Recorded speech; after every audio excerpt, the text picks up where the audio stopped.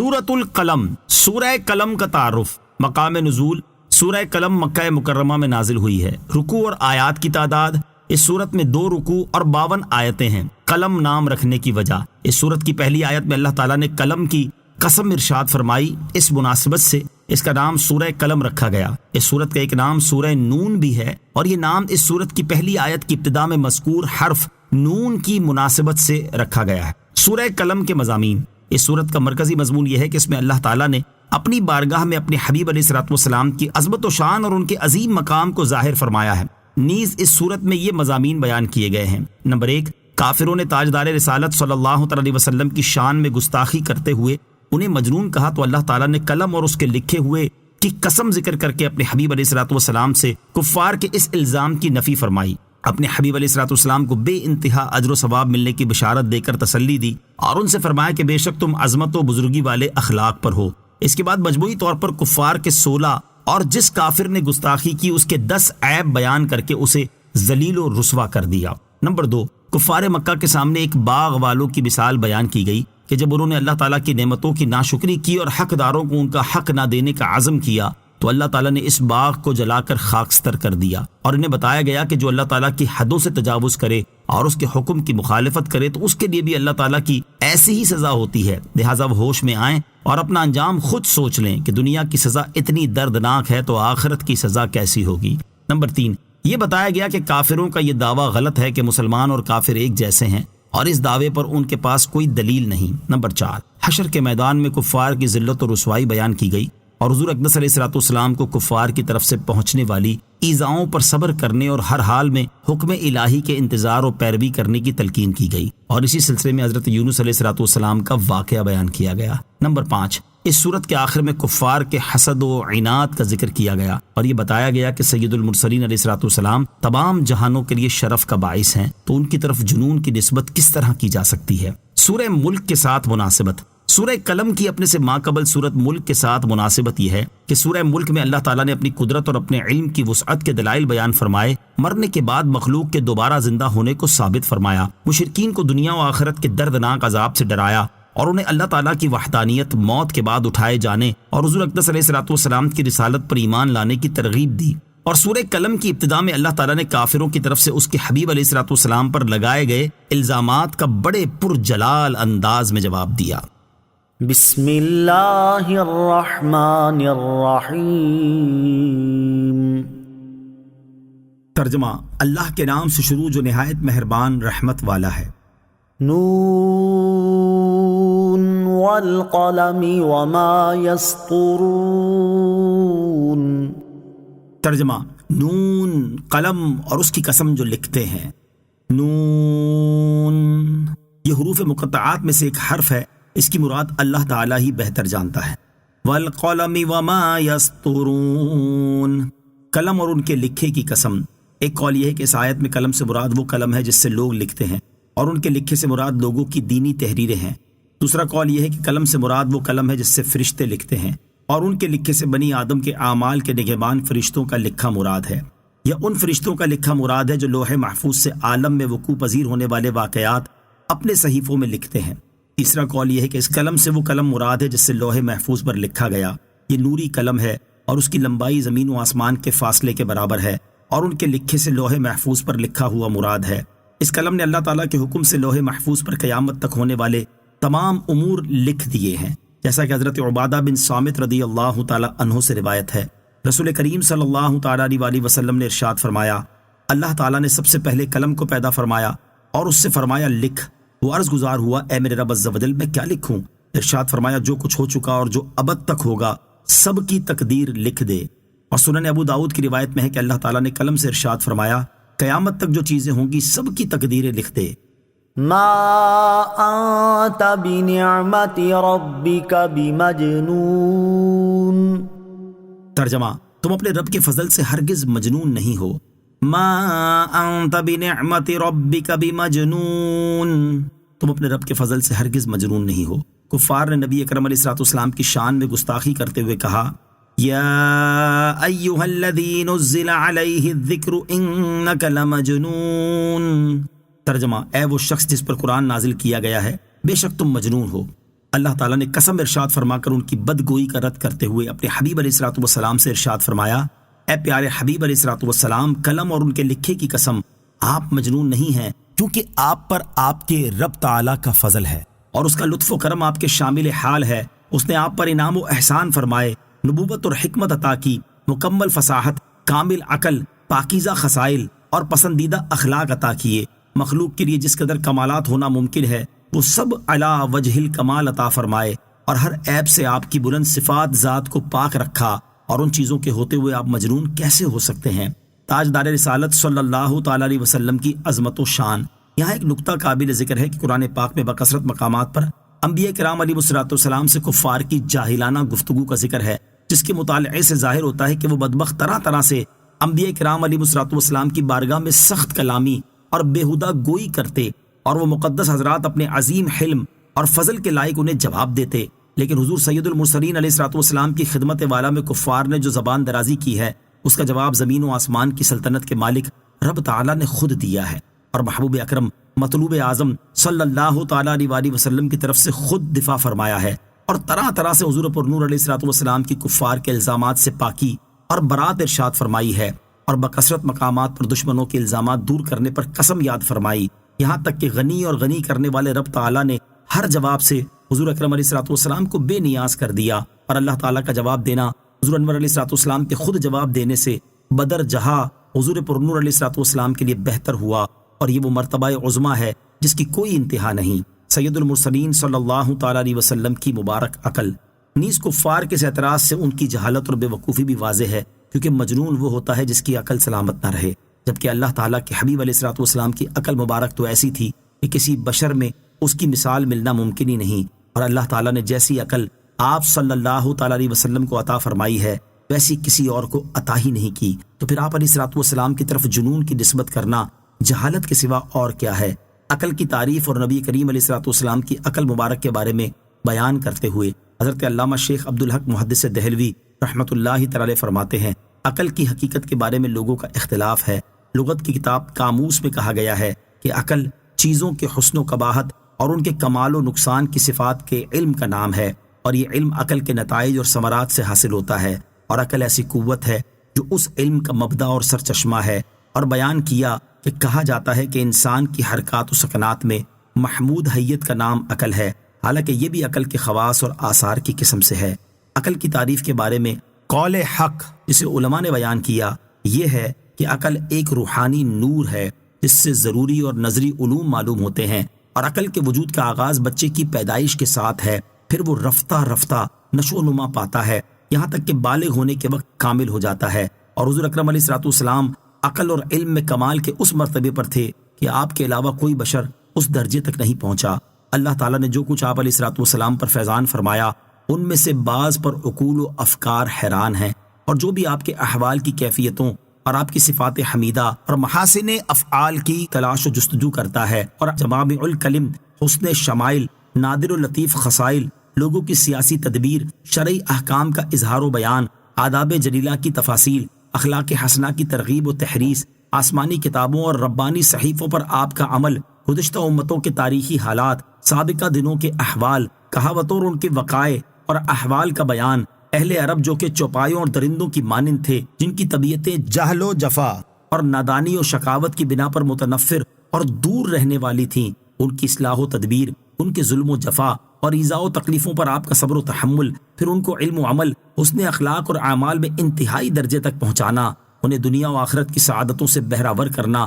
پھر کس طرح ان کا ان سعادتوں کو اپنے نفسوں پر اختیار کرنا اور ان کا اپنے گھروں، دوستوں، عزیزوں کو آپ علیہ الصلوۃ والسلام کی خوشنودی کی خاطر چھوڑ دینا، ان سب چیزوں کا اگر کوئی مطالعہ کرے تو وہ جان لے گا کہ حضور اقدس علیہ الصلوۃ والسلام کی عقل کامل اور آپ علیہ الصلوۃ والسلام کا عمل کس مرتبے و مقام پر تھا۔ جو بھی آپ علیہ الصلوۃ والسلام کے احوال شریف کو ابتدا سے انتہا تک مطالعہ کرے گا وہ دیکھے گا کہ پروردگار عالم نے آپ علیہ الصلوۃ والسلام کو کتنا علم عطا فرمایا اور آپ پر اس کا کتنا فیضان ہے، اور ما کان وما یکون یعنی گزشتہ و آئندہ کے علوم و اسرار بدیہی طور پر کس طرح حاصل ہیں، تو وہ شک و شبہ اور وہم و خیال کے بغیر علم نبوت کو جان لے گا۔ چنانچہ حق تعالیٰ نے حضور انور علیہ الصلوۃ والسلام کی مدح و ثنا اور وفور علم کے بارے میں فرمایا، وَعَلَّمَكَ مَا لَمْ تَكُنْ تَعْلَمْ وَكَانَ فَضْلُ اللَّهِ عَلَيْكَ عَظِيمًا۔ ترجمہ، اور آپ کو وہ سب کچھ سکھا دیا جو آپ نہ جانتے تھے، اور آپ پر اللہ کا فضل بہت بڑا ہے۔ حضرت وہاب بن منبہ رحمۃ اللہ تعالی جو کہ تابعی، سند کے حوالے سے قابل اعتماد، ہمیشہ سچ بولنے والے، عالم، صاحب کتب و اخبار تھے، فرماتے ہیں کہ میں نے متقدمین کی 71 کتابیں پڑھی ہیں۔ میں نے ان تمام کتابوں میں پایا کہ حق سبحانہ و تعالیٰ نے دنیا کے آغاز سے لے کر دنیا کے انجام تک تمام لوگوں کو جس قدر عقلیں عطا فرمائی ہیں، ان سب کی عقلیں نبی کریم علیہ الصلوۃ والسلام کی عقل مبارک کے مقابلے میں یوں ہیں جیسے دنیا بھر کے ریگستانوں کے مقابلے میں ایک ذرہ ہے۔ آپ کی رائے ان سب سے افضل و اعلیٰ ہے۔ عوارف المعارف میں بعض علماء نے نقل کیا ہے، پوری عقل کے 100 حصے ہیں، ان میں سے 99 حصے حضور اکرم علیہ الصلوۃ والسلام میں ہیں اور ایک حصہ تمام مسلمانوں میں ہے۔ بندہ مسکین کہتا ہے، یعنی شیخ عبدالحق محدث دہلوی فرماتے ہیں کہ اگر وہ یوں کہیں کہ عقل کے 1000 حصے ہیں، جن میں سے 999 حصے سرور کائنات علیہ الصلوۃ والسلام میں ہیں اور ایک حصہ تمام لوگوں میں ہے، تو اس کی بھی گنجائش ہے، اس لیے کہ جب آپ علیہ الصلوۃ والسلام میں بے انتہا کمال ثابت ہے تو آپ کی شان میں معبود ہونے کے علاوہ جو کچھ بھی کہا جائے گا بجا ہوگا۔ اس پر اگر حاسدوں کا سینہ جلے اور گمراہوں کا دل تنگ ہو تو اس کا کوئی علاج نہیں۔ اللہ تعالیٰ ارشاد فرماتا ہے، اِنَّا أَعْطَيْنَاكَ الْكَوْثَرَ۔ ترجمہ، اے محبوب، بے شک ہم نے تمہیں بے شمار خوبیاں عطا فرمائیں، اور فرمایا إِنَّ شَانِئَكَ هُوَ الْأَبْتَرُ۔ ترجمہ، بے شک جو تمہارا دشمن ہے وہی ہر خیر سے محروم ہے۔ اعلیٰ حضرت رحمت اللہ تعالی کیا خوب فرماتے ہیں، ملک خاص کبریا ہو، مالک ہر ماں سوا ہو، کوئی کیا جانے کہ کیا ہو، عقل عالم سے ورا ہو۔ وَإِنَّ لَكَ لَأَجْرًا غَيْرَ مَمْنُونٍ۔ ترجمہ، اور یقیناً تمہارے لیے ضرور بے انتہا ثواب ہے۔ وَإِنَّ لَكَ لَأَجْرًا غَيْرَ مَمْنُونٍ، اور یقیناً تمہارے لیے ضرور بے انتہا ثواب ہے۔ ارشاد فرمایا کہ اے حبیب صلی اللہ تعالیٰ علیہ وسلم، ضرور تمہارے لیے رسالت کی تبلیغ، نبوت کے اظہار، مخلوق کو اللہ تعالیٰ کی طرف دعوت دینے اور کفار کی ان بے ہدہ باتوں، افتراؤں اور طعنوں پر صبر کرنے کا بے انتہا ثواب ہے۔ لہذا کفار جو آپ کی طرف جنون کی نسبت کر رہے ہیں، آپ اسے خاطر میں نہ لائیے اور رسالت کی تبلیغ کے اہم کام کو جاری رکھیے۔ اعلیٰ حضرت امام احمد رضا خان لکھتے ہیں، حق تعالیٰ نے فرمایا، وَإِنَّ لَكَ لَأَجْرًا غَيْرَ مَمْنُونٍ، اور بے شک تیرے لیے اجر بے پایا ہے کہ تو ان دیوانوں کی بد زبانی پر صبر کرتا اور حلم و کرم سے پیش آتا ہے۔ مجنون تو چلتی ہوا سے الجھا کرتے ہیں، تیرا سا حلم و صبر کوئی تمام عالم کے عقلاء میں تو بتا دے۔ رسول کریم علیہ الصلوۃ والسلام کو ملنے والا ثواب، یاد رہے کہ تمام مسلمانوں کی نیکیوں کا ثواب اضافے در اضافے کے ساتھ نبی کریم صلی اللہ تعالیٰ علیہ وسلم کے نامہ اعمال میں درج ہوتا ہے۔ مثال کے طور پر رسول کریم علیہ الصلوۃ والسلام نے جتنے لوگوں کو مسلمان کیا تو انہیں مسلمان کرنے کا ثواب حضور علیہ الصلوۃ والسلام کو ملے گا، اور ان کے تمام نیک اعمال کا ثواب ان کے ساتھ ساتھ حضور اکرم علیہ الصلوۃ والسلام کو بھی ملے گا۔ اسی طرح ان مسلمانوں نے آگے جتنے لوگوں کو مسلمان کیا تو ان کو مسلمان کرنے اور ان کی نیکیوں کا ثواب ان مسلمانوں کو بھی ملے گا، اور ان کے ثواب کے ساتھ مل کر اضافے کے ساتھ سرکار دو عالم علیہ الصلوۃ والسلام کو بھی ملے گا۔ اسی طرح قیامت تک سلسلہ در سلسلہ جتنے لوگ مسلمان ہوتے جائیں گے اور نیک اعمال کرتے جائیں گے، سب کے مسلمان ہونے اور نیک اعمال کرنے کا ثواب بے انتہا اضافے کے ساتھ سید المرسلین صلی اللہ تعالی علیہ وسلم کو بھی ملے گا۔ اسی طرح کا مضمون علامہ عبد الرؤف مناوی رحمۃ اللہ تعالی علیہ نے فیض القدیر کی جلد نمبر 11 کے صفحہ نمبر 5799 پر امام مقریزی رحمۃ اللہ تعالی علیہ کے حوالے سے ذکر کیا ہے، اور ہدایت کی دعوت دینے والوں اور دین میں اچھا طریقہ جاری کرنے والوں کے بارے میں حضرت ابو ہریرہ رضی اللہ تعالیٰ عنہ سے روایت ہے، رسول کریم علیہ الصلوۃ والسلام نے ارشاد فرمایا، جس شخص نے ہدایت کی دعوت دی اسے اس ہدایت کی پیروی کرنے والوں کے برابر اجر ملے گا اور ان کے اجروں میں کوئی کمی نہیں ہوگی، اور جس شخص نے کسی گمراہی کی دعوت دی اسے اس گمراہی کی پیروی کرنے والوں کے برابر گناہ ہوگا اور ان کے گناہوں میں کوئی کمی نہیں ہوگی۔ اور حضرت جریر بن عبداللہ رضی اللہ تعالیٰ عنہ سے روایت ہے، سید المرسلین صلی اللہ تعالیٰ علیہ وسلم نے ارشاد فرمایا، جس شخص نے مسلمانوں میں کسی نیک طریقے کی ابتدا کی اور اس کے بعد اس طریقے پر عمل کیا گیا تو اس طریقے پر عمل کرنے والوں کا اجر بھی اس کے نامہ اعمال میں لکھا جائے گا اور عمل کرنے والوں کے اجر میں کمی نہیں ہوگی۔ اور جس شخص نے مسلمانوں میں کسی برے طریقے کی ابتدا کی اور اس کے بعد اس طریقے پر عمل کیا گیا تو اس طریقے پر عمل کرنے والوں کا گناہ بھی اس شخص کے نامہ اعمال میں لکھا جائے گا اور عمل کرنے والوں کے گناہ میں کوئی کمی نہیں ہوگی۔ سید العالمین صلی اللہ تعالی علیہ وسلم کا صبر، حلم اور عفو و درگزر، یہاں تاجدار رسالت صلی اللہ تعالی علیہ وسلم کے صبر، حلم اور عفو و درگزر کی کچھ جھلک سماعت کیجیے۔ چنانچہ حدیث اور سیرت کی کتابوں میں مذکور ہے کہ نبی اکرم علیہ الصلوۃ والسلام نے کسی سے اپنی ذات کا بدلہ نہیں لیا، بلکہ آپ علیہ الصلوۃ والسلام زیادتی کرنے والوں کے عمل پر حلم اور صبر کا مظاہرہ کرتے اور ان سے درگزر فرماتے، حتیٰ کہ جان کے دشمنوں کو بھی معاف کر دیا کرتے تھے۔ چنانچہ یہاں اختصار کے ساتھ اس کی 4 مثالیں سماعت کیجیے۔ نمبر 1، لبید بن عاصم یہودی نے جب آپ علیہ الصلوۃ والسلام پر جادو کیا تو اس کے بارے میں معلوم ہو جانے کے باوجود بھی اسے کوئی سزا نہ دی۔ نمبر 2، یہودی عورت زینب نے گوشت میں زہر ملا کر آپ علیہ الصلوۃ والسلام کو کھلا دیا تو اپنی ذات کی وجہ سے اس سے کوئی بدلہ نہ لیا، البتہ جب اس زہر کے اثر سے ایک صحابی رضی اللہ تعالیٰ عنہ انتقال فرما گئے تو اس عورت پر شرعی سزا نافذ فرمائی۔ نمبر 3، غورث بن حارث نے آپ صلی اللہ تعالیٰ علیہ وسلم کو شہید کرنے کی کوشش کی تو آپ علیہ الصلوۃ والسلام نے اس پر غالب آ جانے کے باوجود اسے معاف کر دیا۔ نمبر 4، کفار مکہ نے وہ کون سا ایسا ظالمانہ برتاؤ تھا جو آپ کے ساتھ نہ کیا ہو، لیکن فتح مکہ کے دن جب یہ سب جباران قریش مہاجرین و انصار کے لشکروں کے محاصرے میں مجبور ہو کر حرم کعبہ میں خوف اور دہشت سے کانپ رہے تھے اور انتقام کے ڈر سے ان کے جسم کا رواں رواں لرز رہا تھا، تو رسول رحمت علیہ الصلوۃ والسلام نے ان مجرموں کو یہ فرما کر چھوڑ دیا کہ جاؤ، آج تم سے کوئی مواخذہ نہیں، تم سب آزاد ہو۔ مختصر یہ کہ حضور پر نور علیہ الصلوۃ والسلام کی پوری سیرت طیبہ میں صبر، حلم اور عفو و درگزر کی اتنی مثالیں موجود ہیں کہ جنہیں شمار کیا جائے تو ایک انتہائی ضخیم کتاب مرتب ہو سکتی ہے۔ وَإِنَّكَ لَعَلَى خُلُقٍ عَظِيمٍ۔ ترجمہ، اور بے شک تم یقیناً عظیم اخلاق پر ہو۔ وَإِنَّكَ لَعَلَى خُلُقٍ عَظِيمٍ، اور بے شک تم یقیناً عظیم اخلاق پر ہو۔ علامہ علی بن محمد خازن رحمۃ اللہ تعالی علیہ فرماتے کہ یہ آیت گویا کہ ما انت بنعمت ربک بمجنون کی تفسیر ہے، کیونکہ تاجدار رسالت صلی اللہ تعالی علیہ وسلم کے قابل تعریف اخلاق اور پسندیدہ افعال آپ کی ذات مبارکہ سے ظاہر تھے، اور جس کی ایسی شان ہو اس کی طرف جنون کی نسبت کرنا درست نہیں۔ اعلیٰ حضرت امام احمد رضا خان رحمۃ اللہ تعالی علیہ لکھتے ہیں، حق جل و علا نے فرمایا وَإِنَّكَ لَعَلَى خُلُقٍ عَظِيمٍ، اور بے شک تو بڑے عظمت والے ادب تہذیب پر ہے کہ ایک حلم و صبر کیا، تیری جو خصلت ہے اس درجہ عظیم و با شوکت ہے کہ اخلاق عاقلان جہاں مجتمع ہو کر اس کے ایک شمع یعنی قلیل مقدار کو نہیں پہنچتے، پھر اس سے بڑھ کر اندھا کون جو تجھے ایسے لفظ سے یاد کرے۔ حضور اقدس صلی اللہ تعالی علیہ وآلہ وسلم کے مبارک اخلاق، اللہ تعالیٰ نے اپنے حبیب علیہ الصلوۃ والسلام کے اخلاق کریمہ کے بارے میں بیان کرتے ہوئے ایک اور مقام پر ارشاد فرمایا، فَبِمَا رَحْمَةٍ مِّنَ اللَّهِ لِنتَ لَهُمْ وَلَوْ كُنتَ فَظًّا غَلِيظَ الْقَلْبِ لَانفَضُّوا مِنْ حَوْلِكَ۔ ترجمہ، تو اے حبیب اللہ کی کتنی بڑی مہربانی ہے کہ آپ ان کے لیے نرم دل ہیں، اور اگر آپ ترش مزاج سخت دل ہوتے تو یہ لوگ ضرور آپ کے پاس سے بھاگ جاتے۔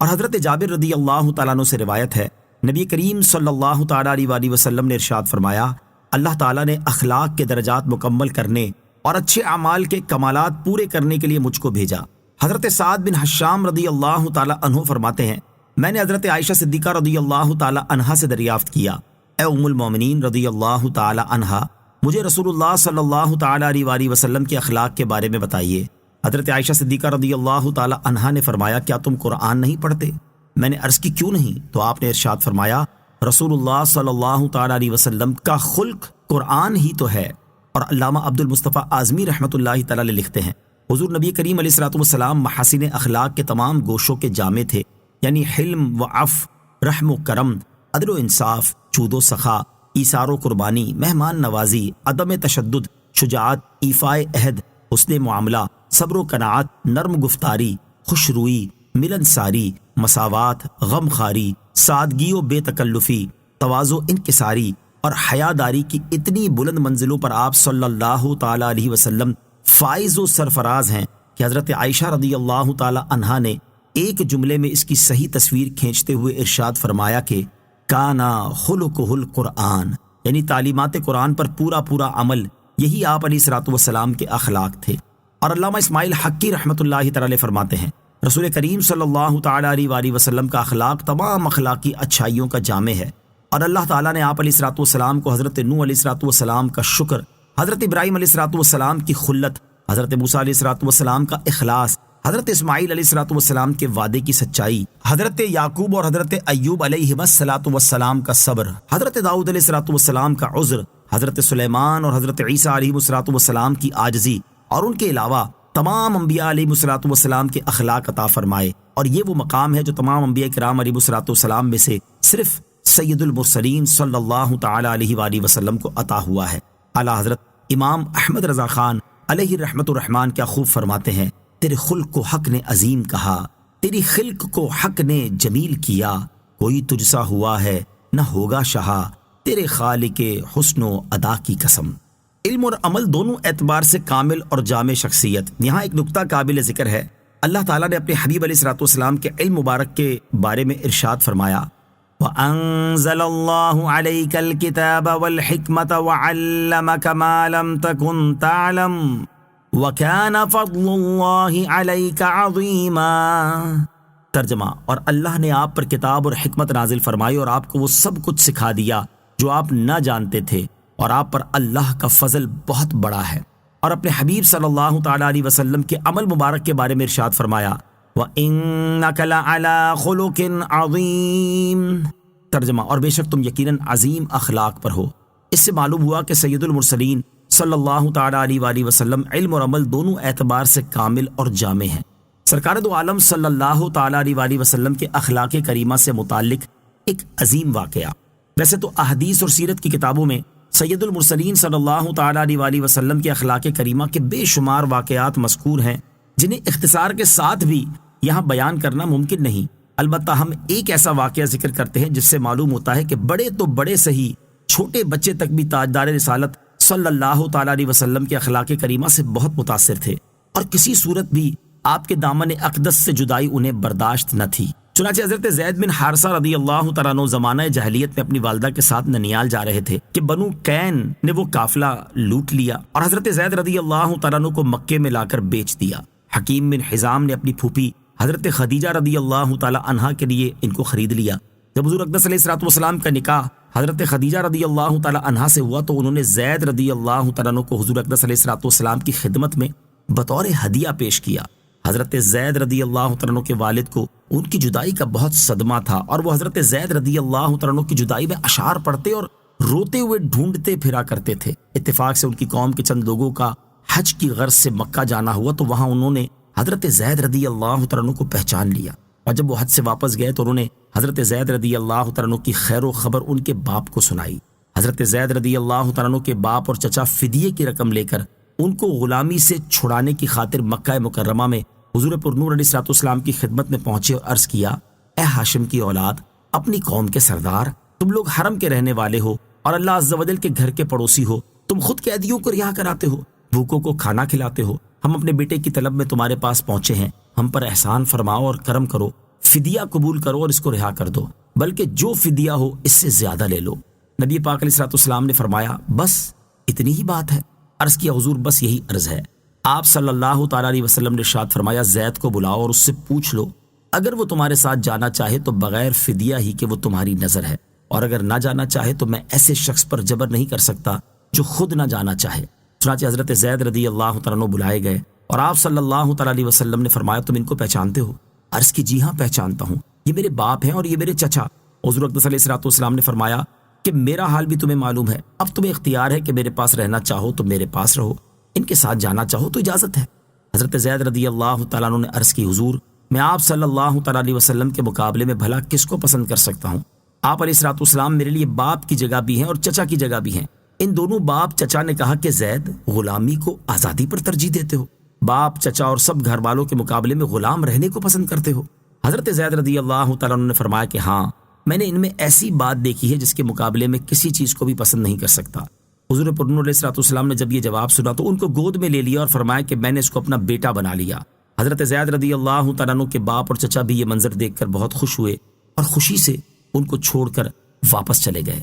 اخلاق حسنہ کی تعلیم۔ حضور پر نور صلی اللہ تعالیٰ علیہ وسلم کے اخلاق کریمہ کی عظمت و بزرگی کا ایک پہلو اس سے بھی واضح ہوتا ہے کہ آپ نے اپنی امت کو بھی اخلاق حسنہ اپنانے کی تعلیم اور ترغیب دی ہے۔ اس سے متعلق یہاں 4 احادیث سماعت کیجیے۔ چنانچہ نمبر 1، حضرت جابر بن سمورہ رضی اللہ تعالیٰ عنہ سے روایت ہے، حضور پر نور صلی اللہ تعالیٰ علیہ وسلم نے ارشاد فرمایا، مسلمانوں میں سب سے زیادہ اچھا وہ ہے جس کے اخلاق سب سے زیادہ اچھے ہیں۔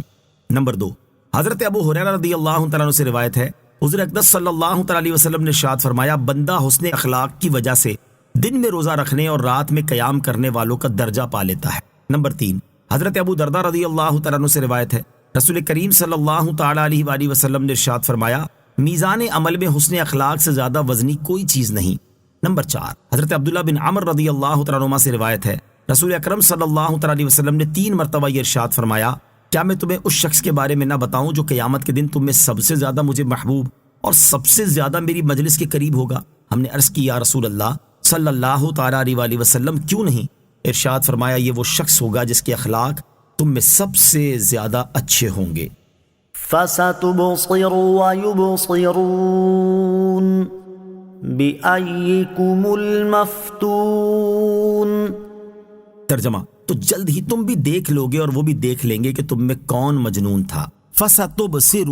تو جلد ہی تم بھی دیکھ لوگے۔ اور اس سے پہلی آیات میں اللہ تعالیٰ نے اپنے حبیب علیہ الصلوۃ والسلام پر لگائے گئے کفار کے الزام کا جواب دیا اور اپنے حبیب علیہ الصلوۃ والسلام کی عظمت و شان کو بیان کیا، اور اس آیت اور اس کے بعد والی آیت میں ارشاد فرمایا کہ اے پیارے حبیب صلی اللہ تعالیٰ علیہ وآلہ وسلم، جب دنیا میں ان پر آپ کے معاملے کی حقیقت ظاہر ہوگی اور آپ کفار کو قتل کر کے اور ان کے مال بطور غنیمت حاصل کر کے ان پر غالب ہوں گے، اور جب قیامت کے دن حق باطل سے ممتاز ہو جائے گا تو آپ بھی جان جائیں گے اور کفار مکہ بھی جان لیں گے کہ جنون آپ پر تھا یا وہ خود مجنون اور پاگل تھے۔ ان ربک هو اعلم بمن ضل عن سبیلہ وهو اعلم بالمہتدین۔ ترجمہ، بے شک تمہارا رب ہی خوب جانتا ہے اسے جو اس کی راہ سے بہکا، اور وہ ہدایت والوں کو بھی خوب جانتا ہے۔ ان ربک هو اعلم بمن ضل عن سبیلہ، بے شک تمہارا رب ہی خوب جانتا ہے اسے جو اس کی راہ سے بہکا، یعنی اے پیارے حبیب علیہ الصلوۃ والسلام، آپ کا رب عز و جل ان لوگوں کو خوب جانتا ہے جو حقیقت میں مجنون ہیں، اور یہ وہ لوگ ہیں جو میرے راستے سے بہک گئے کیونکہ انہوں نے اپنی عقلوں سے فائدہ نہیں اٹھایا، اور جو کچھ رسول لے کر آئے ان میں اپنی عقلوں کو استعمال نہیں کیا، اور آپ کا رب عز و جل ان لوگوں کو بھی خوب جانتا ہے جو در حقیقت عقل مند ہیں، اور یہ وہ لوگ ہیں جو میرے راستے پر ہیں۔ فلا تطع المكذبين ودوا لو تدهن فيدهنون۔ ترجمہ، تو تم جھٹلانے والوں کی بات نہ سننا، انہوں نے تو یہی خواہش رکھی کہ کسی طرح تم نرمی کرو تو وہ بھی نرم پڑ جائیں۔ فلا تطع المکذبین، تو تم جھٹلانے والوں کی بات نہ سننا۔ اس آیت اور اس کے بعد والی آیت کا خلاصہ یہ ہے کہ اے پیارے حبیب صلی اللہ تعالیٰ علیہ وآلہ وسلم، جب آپ پر یہ سب واضح ہو چکا ہو تو آپ ان کی اس بات کو نہ ماننے پر ثابت قدم رہیں کہ آپ انہیں شرک سے روکنے اور بتوں کی مذمت کرنے سے باز آ جائیں، تاکہ ہم بھی آپ کی مخالفت کرنے سے باز آ جائیں، کیونکہ ان مشرکین کی خواہش اور آرزو یہ ہے کہ آپ اپنے دین میں ان کے لیے اس طرح نرمی کر لیں کہ آپ ان کی بات مان کر ان کے بتوں کی پوجا کر لیں، تو وہ بھی آپ کی بات مان کر آپ کے رب تعالیٰ کی عبادت کے معاملے میں نرمی کر لیں گے۔ وَدُّوا لَوْ تُدْهِنُوا فَيُدْهِنُونَ، انہوں نے تو یہی خواہش رکھی کہ کسی طرح تم نرمی کرو تو وہ بھی نرم پڑ جائیں۔ مداہنت یہ ہے کہ اپنی دنیا کی خاطر دین کے احکام میں خلاف شرع نرمی برتنا، جیسے لالچ کی وجہ سے یا کسی کے مرتبے کی رعایت کرتے ہوئے اسے برائی سے منع نہ کرنا، یا منع کرنے پر قدرت نہ ہونے کی صورت میں اس کی برائی کو دل میں برا نہ جاننا، اور مدارات یہ ہے کہ دین یا دنیا کی بہتری کے لیے کسی کے ساتھ دنیاوی معاملات سر انجام دینا، جیسے کسی فاسق و گناہگار شخص کے گناہ کو دل میں برا جانتے ہوئے اس کے شر سے بچنے کے لیے یا اس نیت سے اس کے ساتھ نرم لہجے سے گفتگو کرنا اور خوش روئی سے پیش آنا کہ یہ اچھے اخلاق سے متاثر ہو کر گناہوں سے باز آ جائے گا۔ ہر مسلمان کو دین کے معاملے میں پختہ ہونا چاہیے، لہٰذا ہر مسلمان کو اپنے دین کے معاملے میں پختہ ہونا چاہیے اور دین کے معاملات میں کسی طرح کی نرمی اور رعایت سے کام نہیں لینا چاہیے۔ لیکن افسوس کہ آج کل مسلمان اپنے نفسانی معاملات میں تو انتہائی سختی سے کام لیتے ہیں اور کسی طرح کی رعایت کرنے پر تیار نہیں ہوتے، جبکہ دین کے معاملے میں بہت نرم اور پلپلے نظر آتے ہیں۔ کسی کو برائی کرتے ہوئے، اسلام کے احکامات کو پامال کرتے ہوئے اور اسلام کے احکامات کا مذاق اڑاتے ہوئے دیکھ کر اسے روکنے پر قادر ہونے کے باوجود اس کی رعایت کرتے ہوئے یا کسی لالچ کی وجہ سے اسے نہیں روکتے، اور جب کسی سے اپنی ذات کو تکلیف پہنچے یا ان کا کوئی نقصان کر بیٹھے تو خوب شور مچاتے ہیں۔ اور بعض مسلمان کہلانے والے تو ایسے ہیں کہ یہودیوں، عیسائیوں اور دیگر کفار سے دوستی اور محبت کے رشتے قائم کرتے، ان کی خاطر اسلام کے بعض احکامات پر عمل کرنا چھوڑتے، ان کی خوشنودی حاصل کرنے کے لیے ان کی مذہبی رسومات کا اہتمام کرتے، ان کے ہاں ان کی مذہبی رسومات میں شرکت کرتے، انہیں مساجد میں بلوا کر اور مسلمانوں سے اونچا بٹھا کر مسلمانوں کو ان کی تقریریں سنواتے اور ان سے اتحاد اور یگان گت کرنے کی کوشش کرتے، اور دیگر مسلمانوں کو اس کی ترغیب دینے کے لیے باقاعدہ پروگرام منعقد کرتے ہیں۔ حالانکہ اللہ تعالیٰ نے مسلمانوں کو کفار و مشرکین سے دوستی کرنے اور ان سے محبت کا رشتہ استوار کرنے سے منع کیا اور اس سے بچنے کا حکم دیا ہے، اور کفار سے دوستی اور محبت کرنے کو منافقوں کی خصلت بتایا ہے۔ چنانچہ منافقوں کی اس خصلت کو بیان کرتے ہوئے اللہ تعالیٰ نے ارشاد فرمایا: أَلَمْ تَرَ إِلَى الَّذِينَ نَافَقُوا يَقُولُونَ لِإِخْوَانِهِمُ الَّذِينَ كَفَرُوا مِنْ أَهْلِ الْكِتَابِ لَئِنْ أُخْرِجْتُمْ لَنَخْرُجَنَّ مَعَكُمْ وَلَا نُطِيعُ فِيكُمْ أَحَدًا أَبَدًا وَإِنْ قُوتِلْتُمْ لَنَنْصُرَنَّكُمْ وَاللَّهُ يَشْهَدُ إِنَّهُمْ لَكَاذِبُونَ۔ ترجمہ: کیا تم نے منافقوں کو نہ دیکھا کہ اپنے اہل کتاب کافر بھائیوں سے کہتے ہیں کہ قسم ہے اگر تم نکالے گئے تو ضرور ہم تمہارے ساتھ نکلیں گے، اور ہرگز تمہارے بارے میں کسی کا کہنا نہ مانیں گے، اور اگر تم سے لڑائی کی گئی تو ہم ضرور تمہاری مدد کریں گے، اور اللہ گواہی دیتا ہے کہ یقیناً وہ ضرور جھوٹے ہیں۔ اور مسلمانوں سے ارشاد فرمایا: یا ایھا الذین آمنوا لا تتخذوا الذین اتخذوا دینکم ہزوا ولعبا من الذین اوتوا الکتاب من قبلکم والکفار اولیاء واتقوا اللہ ان کنتم مؤمنین۔ ترجمہ: اے ایمان والو، جن لوگوں کو تم سے پہلے کتاب دی گئی ان میں سے وہ لوگ جنہوں نے تمہارے دین کو مذاق اور کھیل بنا لیا ہے، انہیں اور کافروں کو اپنا دوست نہ بناؤ، اور اگر ایمان رکھتے ہو تو اللہ سے ڈرتے رہو۔ اور ارشاد فرمایا: یا ایھا الذین آمنوا لا تتخذوا الکافرین اولیاء من دون المؤمنین اتریدون ان تجعلوا للہ علیکم سلطانا مبینا۔ ترجمہ: اے ایمان والو، مسلمانوں کو چھوڑ کر کافروں کو دوست نہ بناؤ۔ کیا تم یہ چاہتے ہو کہ اپنے اوپر اللہ کے لیے صریح حجت قائم کر لو؟ اور ارشاد فرمایا: یا ایھا الذین آمنوا لا تتخذوا آباءکم واخوانکم اولیاء ان استحبوا الکفر علی الایمان ومن یتولہم منکم فاولئک هم الظالمون۔ ترجمہ: اے ایمان والوں، اپنے باپ اور اپنے بھائیوں کو دوست نہ سمجھو اگر وہ ایمان کے مقابلے میں کفر کو پسند کریں، اور تم میں جو کوئی ان سے دوستی کرے گا تو وہی ظالم ہے۔ اور ارشاد فرمایا: لا يتخذ المؤمنون الكافرین اولیاء من دون المؤمنین ومن يفعل ذلك فليس من الله في شيء الا ان تتقوا منهم تقاه وَيُحَذِّرُكُمُ اللَّهُ نَفْسَهُ وَإِلَى اللَّهِ الْمَصِيرُ۔ ترجمہ: مسلمانوں کو چھوڑ کر کافروں کو اپنا دوست نہ بنائے، اور جو کوئی ایسا کرے گا تو اس کا اللہ سے کوئی تعلق نہیں مگر یہ کہ تمہیں ان سے کوئی ڈر ہو، اور اللہ تمہیں اپنے غضب سے ڈراتا ہے اور اللہ ہی کی طرف لوٹنا ہے۔ اور کفار سے دوستی کرنے والے منافقوں کے بارے میں ارشاد فرمایا: بشر المنافقین بأن لهم عذابا علیما الذین یتخذون الکافرین اولیاء من دون المؤمنین ایبتغون عندهم العزة فإن العزة للہ جمیعا۔ ترجمہ: منافقوں کو خوشخبری دو کہ ان کے لیے دردناک عذاب ہے، وہ جو مسلمانوں کو چھوڑ کر کافروں کو دوست بناتے ہیں۔ کیا یہ ان کے پاس عزت ڈھونڈتے ہیں؟ تو تمام عزتوں کا مالک اللہ ہے۔ اور برائی ہوتی دیکھ کر اس سے نہ روکنے والوں کے بارے میں حضرت نعمان بن بشیر رضی اللہ تعالی عنہ سے روایت ہے،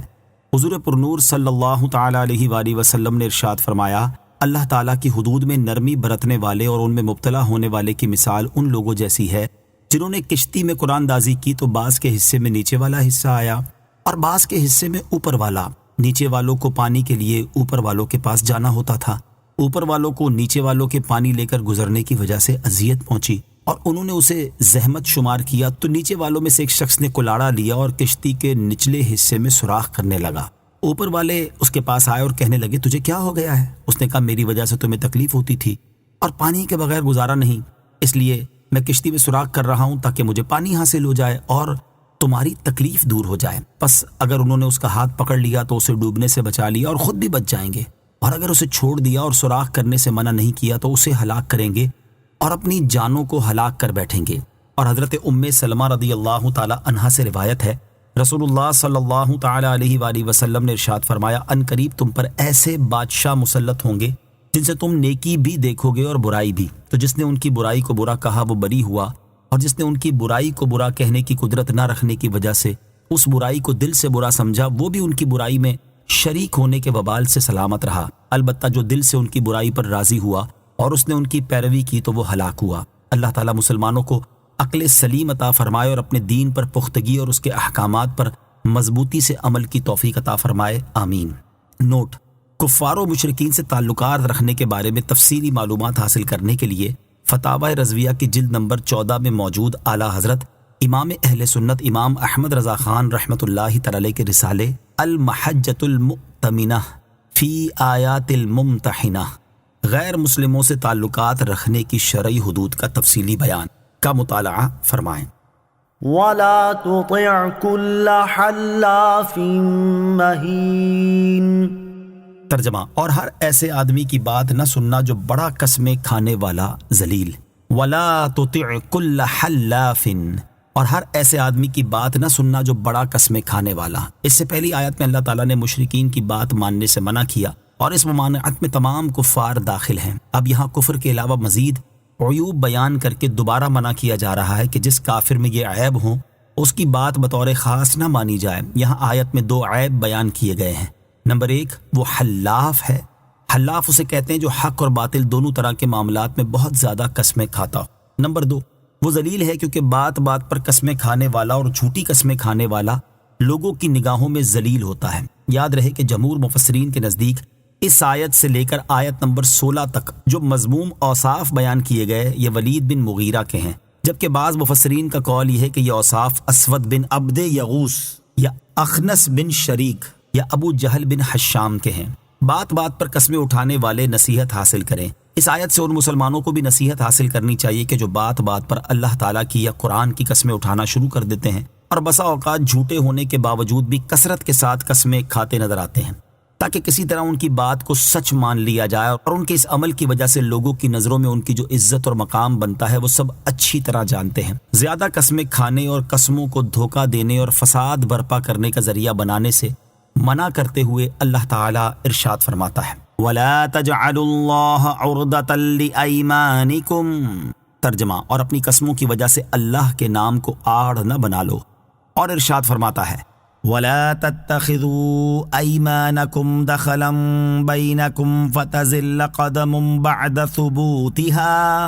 بعد ثبوتها وتذوقوا السوء بما صددتم عن سبيل الله ولكم عذاب عظيم۔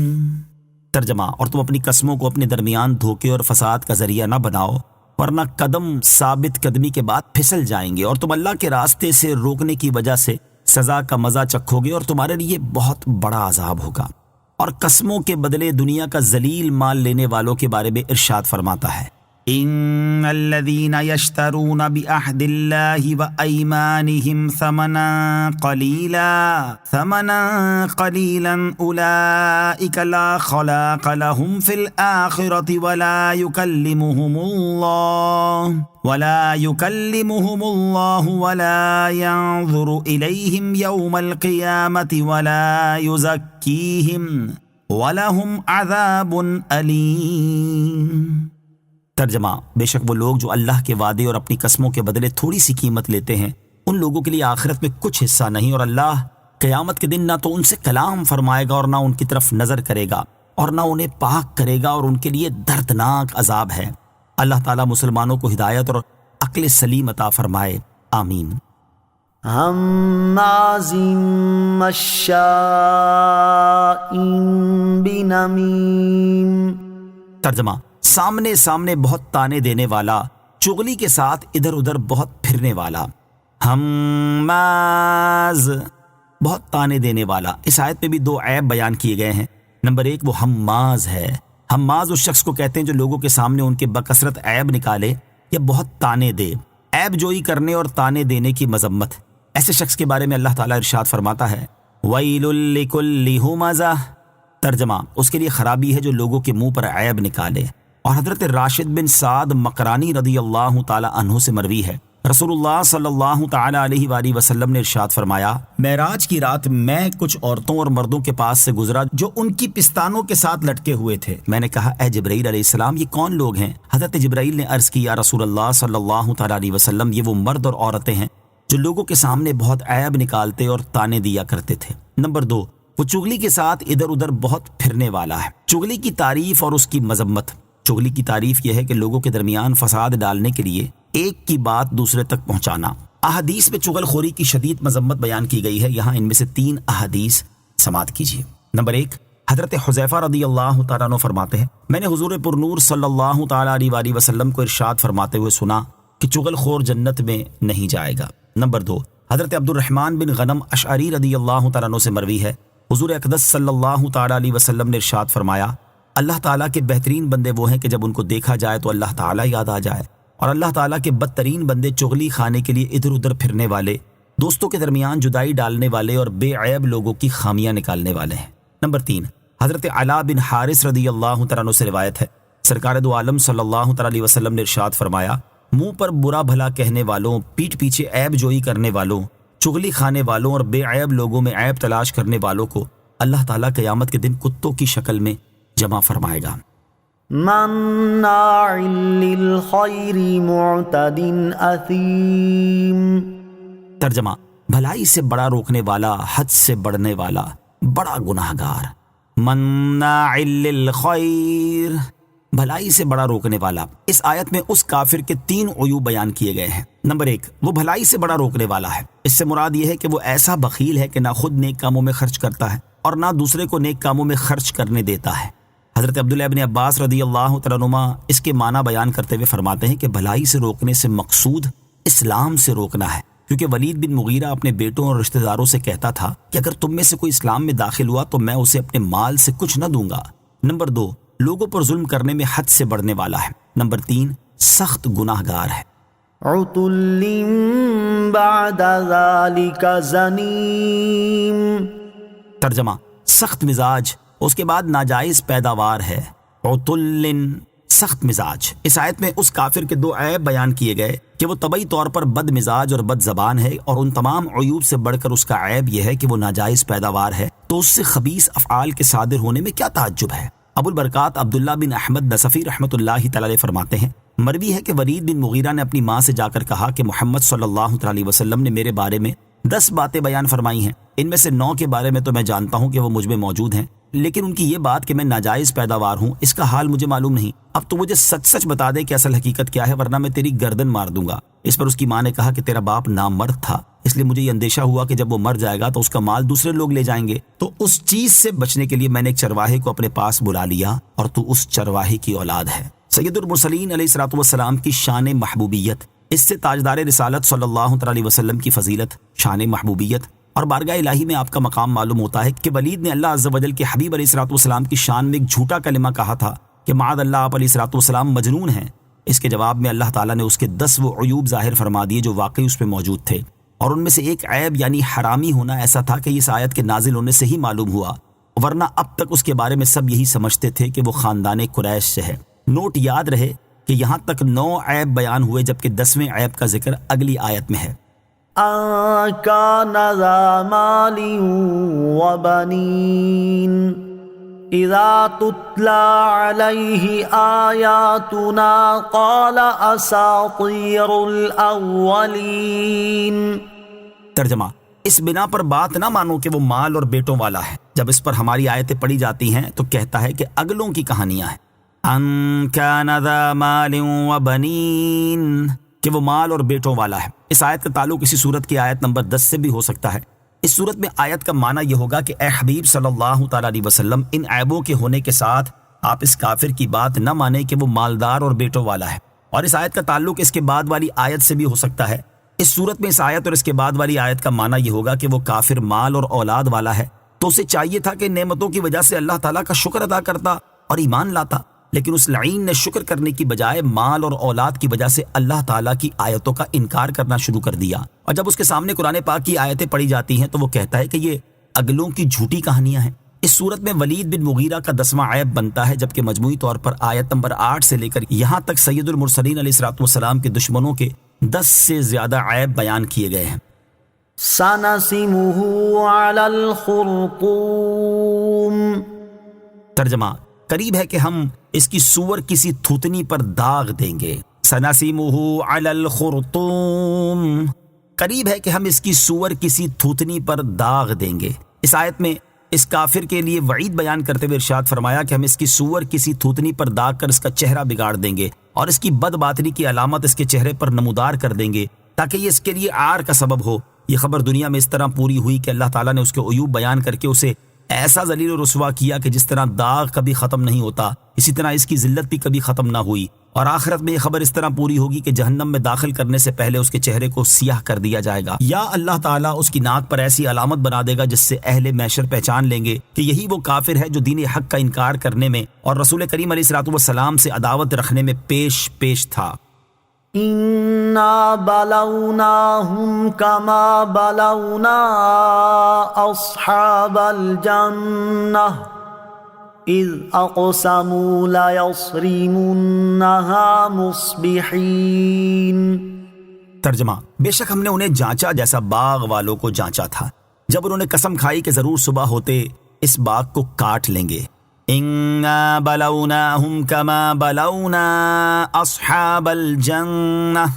بے شک ہم نے ان کو جانچا جیسا باغ والوں کو جانچا تھا۔ اس آیت کا معنی یہ ہے کہ ہم نے کفار مکہ کو مال اور دولت شکر ادا کرنے کے لیے دی تھی، نہ کہ تکبر اور سرکشی کرنے کے لیے۔ تو جب انہوں نے تکبر کیا اور میرے حبیب صلی اللہ تعالیٰ علیہ وسلم سے دشمنی مول لی تو ہم نے اپنے حبیب صلی اللہ تعالیٰ علیہ وآلہ وسلم کی اس دعا سے کہ یا رب عز و جل انہیں ایسی قحط سالی میں مبتلا کر جیسی حضرت یوسف علیہ الصلوۃ والسلام کے زمانے میں ہوئی تھی، نیز کفار مکہ کو بھوک اور قحط کے ذریعے آزمائش میں مبتلا کر دیا گیا جیسا کہ باغ والوں کو کیا تھا۔ چنانچہ کفار مکہ قحط کی مصیبت میں اس قدر مبتلا کیے گئے کہ وہ بھوک کی شدت میں مردار اور ہڈیاں تک کھا گئے۔ باغ والوں کا واقعہ، اس آیت میں جس باغ کی مثال دے کر اس کا واقعہ بیان کیا گیا اس کا نام دردان تھا۔ یہ باغ یمن کے شہر صنعاء سے 2 فرسنگ یعنی 6 میل کے فاصلے پر سر راہ واقع تھا۔ اس باغ کا مالک ایک نیک مرد تھا اور وہ باغ کے پھل کثرت سے فقراء کو دیتا تھا۔ اس کی عادت یہ تھی کہ جب باغ میں جاتا تو فقراء کو بلا لیتا اور تمام گرے پڑے پھل فقراء لے لیتے، پھر باغ میں بستر بچھا دیے جاتے اور جب پھل توڑے جاتے تو جتنے پھل بستروں پر گرتے وہ بھی فقراء کو دے دیے جاتے، اور جو خالص اپنا حصہ ہوتا اس سے بھی وہ 10واں حصہ فقراء کو دے دیتا۔ اسی طرح کھیتی کاٹتے وقت بھی اس نے فقراء کے حقوق بہت زیادہ مقرر کیے ہوئے تھے۔ اس کے انتقال کے بعد اس کے 3 بیٹے وارث ہوئے۔ انہوں نے باہم مشورہ کیا کہ مال قلیل ہے اور کنبہ بہت زیادہ ہے، اس لیے اگر والد کی طرح ہم بھی خیرات جاری رکھیں تو تنگ دست ہو جائیں گے۔ اس پر انہوں نے آپس میں مل کر قسمیں کھائیں کہ صبح سویرے لوگوں کے اٹھنے سے پہلے ہی باغ میں چل کر پھل توڑ لیں گے تاکہ مسکینوں کو خبر نہ ہو۔ ولا يستثنون فطاف عليها طائف من ربك وهم نائمون فأصبحت كالصريم فتنادوا مصبحين أن اغدوا على حرثكم إن كنتم صارمين فانطلقوا وهم يتخافتون ألا يدخلنها اليوم عليكم مسكين وغدوا على حرد قادرين فلما رأوها قالوا إنا لضالون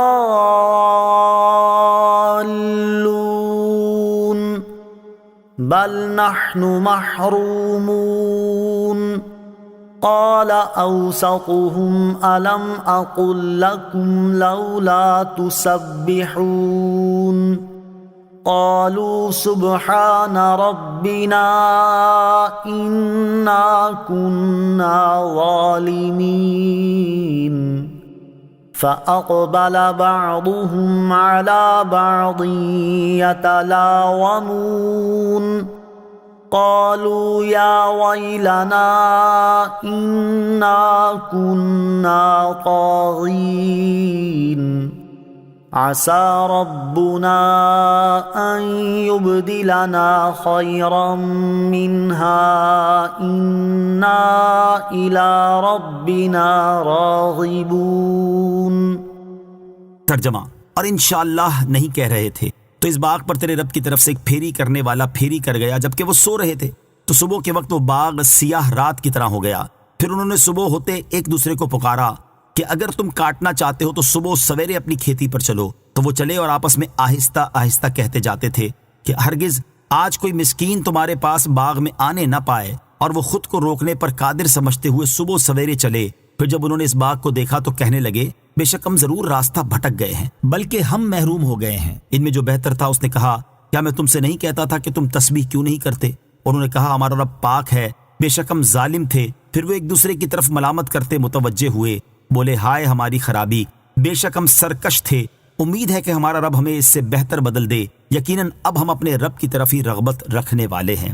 ولا یستثنون، اور انشاء اللہ نہیں کہہ رہے تھے۔ اس آیت اور اس کے بعد والی 14 آیات میں اس واقعے کا بقیہ حصہ بیان کیا گیا ہے۔ اس کا خلاصہ یہ ہے کہ انہوں نے صبح سویرے پھل توڑنے کی قسم کھائی اور انشاء اللہ کہنا بھول گئے۔ پھر یہ لوگ تو قسمیں کھا کر سو گئے، اور اس باغ پر اللہ تعالیٰ کے حکم سے رات میں ایک آگ آئی جو اسے تباہ کر گئی، اور صبح کے وقت وہ باغ جل کر سیاہ رات کی طرح ہو گیا، اور ان لوگوں کو اس کی کچھ خبر نہ ہوئی۔ یہ صبح سویرے اٹھے اور ایک دوسرے کو پکارا کہ اگر تم باغ کا پھل کاٹنا چاہتے ہو تو صبح منہ اندھیرے اپنی کھیتی پر چلو۔ چنانچہ وہ لوگ باغ کی طرف چلے اور اس دوران آپس میں آہستہ آہستہ کہتے جاتے تھے کہ ہرگز آج کوئی مسکین تمہارے باغ میں آنے نہ پائے، اور وہ اپنے آپ کو اس ارادے پر قادر سمجھتے ہوئے صبح سویرے چلے کہ کسی مسکین کو اندر نہ آنے دیں گے اور وہ تمام پھل اپنے قبضے میں لائیں گے۔ پھر جب باغ کے قریب پہنچے اور انہوں نے اس باغ کو دیکھا کہ وہ جل چکا ہے اور اس میں پھل کا نام و نشان نہیں، تو کہنے لگے بے شک ہم کسی اور باغ پر پہنچ گئے ہیں، کیونکہ ہمارا باغ تو بہت پھلدار ہے۔ پھر جب غور کیا اور اس کے در و دیوار کو دیکھا اور پہچان لیا کہ یہ اپنا ہی باغ ہے، تو کہنے لگے ہم راستہ نہیں بھولے، بلکہ حقدار مسکینوں کو روکنے کی نیت کر کے ہم خود اس کے پھل سے محروم ہو گئے ہیں۔ ان میں سے جو عقل مند تھا اس نے کہا کیا میں تم سے نہیں کہتا تھا کہ تم اللہ تعالیٰ کی تسبیح کیوں نہیں کرتے اور اس برے ارادے سے توبہ کیوں نہیں کرتے اور اللہ تعالیٰ کی نعمت کا شکر کیوں نہیں بجا لاتے؟ اس پر سب نے کہا ہمارا رب عز و جل پاک ہے، بے شک ہم ظالم تھے۔ اور اس وقت وہ ملامت کرتے ہوئے ایک دوسرے کی طرف متوجہ ہوئے، اور آخر کار ان سب نے اعتراف کیا کہ ہم سے خطا ہوئی اور ہم حد سے تجاوز کر گئے۔ وہ کہنے لگے ہائے ہماری خرابی، بے شک ہم سرکش تھے کہ ہم نے اللہ تعالیٰ کی نعمت کا شکر نہ کیا اور اپنے باپ دادا کے نیک طریقے کو چھوڑ دیا۔ امید ہے کہ ہمارا رب عز و جل ہمیں اس سے بہتر بدل دے۔ اب ہم اپنے رب عز و جل کی طرف ہی رغبت رکھنے والے ہیں اور اس کے عفو و کرم کی امید رکھتے ہیں۔ ان لوگوں نے سچے دل سے اور اخلاص کے ساتھ توبہ کی تو اللہ تعالیٰ نے انہیں اس کے بدلے اس سے بہتر باغ عطا فرمایا جس کا نام باغ حیوان تھا، اور اس میں کثیر پیداوار ہوئی۔ كذلك العذاب ولعذاب الآخرة أكبر لو كانوا يعلمون۔ ترجمہ، سزا ایسی ہی ہوتی ہے اور بے شک آخرت کی سزا سب سے بڑی ہے، کیا ہی اچھا ہوتا اگر لوگ جانتے۔ كذلك العذاب، سزا ایسی ہی ہوتی ہے۔ اس آیت میں اللہ تعالیٰ نے کفار مکہ کو اپنے عذاب سے ڈراتے ہوئے فرمایا کہ اے کفار مکہ، جس طرح ہم نے باغ والوں کے ساتھ کیا، اس طرح جو ہماری حدوں سے تجاوز کرے اور ہمارے حکم کی مخالفت کرے اس کے لیے بھی ہماری سزا ایسی ہی ہوتی ہے۔ لہٰذا ہوش میں آؤ اور اپنا انجام خود سوچ لو کہ یہ تو دنیا کی سزا ہے اور بے شک آخرت کی سزا سب سے بڑی ہے۔ کیا ہی اچھا ہوتا اگر لوگ آخرت کے عذاب کو جانتے اور اس سے بچنے کے لیے اللہ تعالیٰ اور اس کے رسول صلی اللہ تعالی علیہ وآلہ وسلم کی فرما برداری کرتے ہیں۔ ان للمتقین عند ربهم جنات النعیم افنجعل المسلمین کالمجرمین ما لکم کیف تحکمون۔ ترجمہ، بے شک ڈر والوں کے لیے ان کے رب کے پاس چین کے باغ ہیں، تو کیا ہم مسلمانوں کو مجرموں جیسا کر دیں؟ تمہیں کیا ہوا، کیسا حکم لگاتے ہو؟ ان للمتقین، بے شک ڈر والوں کے لیے۔ ارشاد فرمایا کہ کفر اور گناہوں سے بچنے والوں کے لیے آخرت میں ان کے رب عز و جل کے پاس ایسے باغ ہیں جن میں صرف نعمتیں ہی ہیں، اور وہ دنیا کی نعمتوں کی طرح بد مزہ اور زائل ہونے کے خوف سے پاک ہیں۔ افنجعل المسلمین کالمجرمین، تو کیا ہم مسلمانوں کو مجرموں جیسا کر دیں؟ شان نزول، جب اس سے پہلے والی آیت نازل ہوئی تو مشرکین نے مسلمانوں سے کہا کہ جس طرح ہمیں دنیا میں آسائش حاصل ہے، اس طرح اگر ہم مرنے کے بعد پھر اٹھائے بھی گئے تو آخرت میں بھی ہم تم سے اچھے رہیں گے اور ہمارا ہی درجہ بلند ہوگا۔ اس پر یہ آیات نازل ہوئیں، اور اس آیت اور اس کے بعد والی آیت میں اللہ تعالیٰ نے ارشاد فرمایا، کیا ہم نجات حاصل ہونے اور درجات ملنے کے معاملے میں مسلمانوں کو کافروں جیسا کر دیں گے اور ان مخلص فرما برداروں کو ان سرکش باغیوں پر فضیلت نہ دیں گے؟ ہمارے بارے میں ایسا فاسد گمان رکھتے ہو، تمہیں کیا ہوا اور تم اپنی جہالت کی وجہ سے کیسا حکم لگا رہے ہو؟ تمہاری حالت سے تو ایسا لگ رہا ہے جیسے جزا کا معاملہ تمہارے سپرد ہے اور تم اس میں جو چاہے فیصلہ کرو۔ اس سے معلوم ہوا کہ کافر اور مسلمان برابر نہیں، بلکہ یہ دو الگ الگ قومیں ہیں۔ ام لکم کتاب فیہ تدرسون ان لکم فیہ لما تخیرون۔ ترجمہ، کیا تمہارے لیے کوئی کتاب ہے جس میں تم ایسی بات پڑھتے ہو کہ تمہارے لیے قیامت کے دن میں ضرور وہ سب کچھ ہے جو تم پسند کرو؟ ام لکم کتاب، کیا تمہارے لیے کوئی کتاب ہے؟ اس آیت اور اس کے بعد والی آیت کا خلاصہ یہ ہے کہ اے اللہ تعالیٰ کے انعامات میں مسلمانوں اور کافروں کو برابر سمجھنے والوں، کیا اللہ تعالیٰ کی طرف سے کوئی فرشتہ تمہارے پاس ایسی کتاب لے کر نازل ہوا ہے جس میں لکھا ہو کہ تمہارے لیے قیامت کے دن وہ سب کچھ ہے جو تم پسند کرو، اور اس میں سے پڑھ کر تم یہ بات کہتے ہو؟ ام لکم ایمان علینا بالغۃ الی یوم القیامۃ ان لکم لما تحکمون۔ ترجمہ، یا تمہارے لیے ہم پر قیامت کے دن تک پہنچتی ہوئی کچھ قسمیں ہیں کہ ضرور تمہیں وہی کچھ ملے گا جو تم فیصلہ کرو گے۔ ام لکم ایمان علینا بالغۃ الی یوم القیامہ، یا تمہارے لیے ہم پر قیامت کے دن تک پہنچی ہوئی کچھ قسمیں ہیں۔ ارشاد فرمایا کہ اے کافروں، کیا ہم تمہارے بارے میں ایسی قسمیں فرما چکے ہیں جو قیامت تک ہم پر لازم ہیں، اور ہم ان قسموں سے اس دن نکلیں گے جس دن ہم تمہارے لیے حکم کر دیں کہ آج تمہیں وہ سب کچھ ملے گا جو تم اپنے لیے اللہ تعالیٰ کے نزدیک خیر و کرامت کا دعویٰ کرتے ہو۔ سلہم ایہم بذالک زعیم ام لہم شرکاء فلیأتوا بشرکائہم ان کانوا صادقین۔ ترجمہ، تم ان سے پوچھو کہ ان میں کون اس کا ضامن ہے، یا ان کے لیے کچھ شریک ہیں تو وہ اپنے شریکوں کو لے آئیں اگر سچے ہیں۔ سلہم، تم ان سے پوچھو۔ اس آیت اور اس کے بعد والی آیت کا خلاصہ یہ ہے کہ اللہ تعالیٰ نے اپنے حبیب علیہ الصلوۃ والسلام کو خطاب کرتے ہوئے ارشاد فرمایا کہ اے پیارے حبیب صلی اللہ تعالیٰ علیہ وآلہ وسلم، آپ ان کفار سے پوچھیں کہ ان میں سے کون اس بات کا ضامن ہے کہ آخرت میں انہیں مسلمانوں سے بہتر یا ان کے برابر ملے گا، یا ان کے پاس کچھ شریک ہیں جو اس دعوے میں ان کی موافقت کر رہے ہیں اور وہ ان کے ذمہ دار بنے ہیں۔ اگر وہ اپنے دعوے میں سچے ہیں تو اپنے ان شریکوں کو لے آئیں۔ حقیقت یہ ہے کہ وہ خود بھی سمجھتے ہیں کہ وہ باطل پر ہیں، نہ ان کے پاس کوئی ایسی کتاب ہے جس میں یہ مذکور ہو جو وہ کہتے ہیں، نہ ان کے بارے میں اللہ تعالیٰ کا کوئی عہد ہے، نہ ان کا کوئی ضامن، اور نہ ہی کوئی ان سے موافقت کرتا ہے۔ یوم یکشف عن ساق ویدعون الی السجود فلا یستطیعون خاشعة ابصارهم ترهقهم ذلة وقد كانوا يدعون إلى السجود وهم سالمون۔ ترجمہ، جس دن معاملہ بڑا سخت ہو جائے گا اور کافروں کو سجدے کی طرف بلایا جائے گا تو وہ اس کی طاقت نہ رکھیں گے، ان کی نگاہیں نیچی ہوں گی، ان پر ذلت چڑھ رہی ہوگی، اور بے شک انہیں دنیا میں سجدے کی طرف بلایا جاتا تھا جبکہ وہ تندرست تھے۔ یوم یکشف عن ساق، جس دن معاملہ بڑا سخت ہو جائے گا۔ اس آیت اور اس کے بعد والی آیت کا خلاصہ یہ ہے کہ مشرکین اپنے شریکوں کو اس دن لے آئیں جس دن ایک ساق کھولی جائے گی تاکہ وہ انہیں فائدہ پہنچائیں اور ان کی سفارش کریں، اور قیامت کے دن کفار و منافقین کو ان کے ایمان کے امتحان اور دنیا میں سجدہ ریز نہ ہونے پر ڈانٹ ڈپٹ کے طور پر سجدے کی طرف بلایا جائے گا تو وہ سجدہ نہ کر سکیں گے، کیونکہ ان کی پشتیں تانبے کے تختے کی طرح سخت ہو جائیں گی، اور اس وقت ان کا حال یہ ہوگا کہ دنیا میں ایمان قبول نہ کرنے اور سجدوں کو ترک کرنے پر شرم و ندامت سے ان کی نگاہیں نیچی ہوں گی، ان کے چہرے سیاہ ہو جائیں گے اور ان پر ذلت چڑھ رہی ہوگی، حالانکہ انہیں رسولوں کی مقدس زبانوں سے دنیا میں سجدے کی طرف بلایا جاتا تھا، اور اذانوں اور تکبیروں میں حیا علی الصلاح، حیا علی الفلاح کے ساتھ نماز اور سجدے کی دعوت دی جاتی تھی، لیکن یہ تندرست ہونے کے باوجود سجدہ نہ کرتے تھے، اور ان کے اسی عمل کا یہ نتیجہ ہے جو یہاں سجدے سے محروم رہے۔ یاد رہے کہ جمہور علماء کے نزدیک یہاں آیت میں ساق کھلنے سے مراد وہ شدت اور سختی ہے جو قیامت کے دن حساب اور جزا کے لیے پیش آئے گی، اور اس وقت کے بارے میں حضرت عبداللہ ابن عباس رضی اللہ تعالیٰ عنہما فرماتے ہیں کہ قیامت میں وہ بڑا سخت وقت ہے۔ آیت کا دوسرا معنی یہ ہے کہ یہاں محاورے والا معنی مراد نہیں ہے، بلکہ یہ معنی ہے کہ جس دن ساکھ یعنی پنڈلی کھولی جائے گی۔ اس معنی کے اعتبار سے یہ آیت متشابہات میں سے ہے، اور قرآن پاک یا احادیث میں مذکور متشابہات کے بارے میں اسلاف کا طریقہ یہ ہے کہ وہ ان کے معنی میں کلام نہیں کرتے اور یہ فرماتے ہیں کہ ہم اس پر ایمان لاتے ہیں، اور اس سے جو مراد ہے وہ اللہ تعالیٰ کے سپرد کرتے ہیں۔ نماز میں سستی کرنے والے مسلمانوں کے لیے عبرت و نصیحت۔ یہاں آیت میں بیان کی گئی وعید اگرچہ کفار اور منافقین کے لیے ہے کہ انہیں سجدے کی طرف بلایا جائے گا تو وہ اس کی طاقت نہیں رکھیں گے، کیونکہ دنیا میں انہیں خدا کے سامنے جھکنے کی طرف بلایا جاتا تھا تو یہ انکار کرتے تھے۔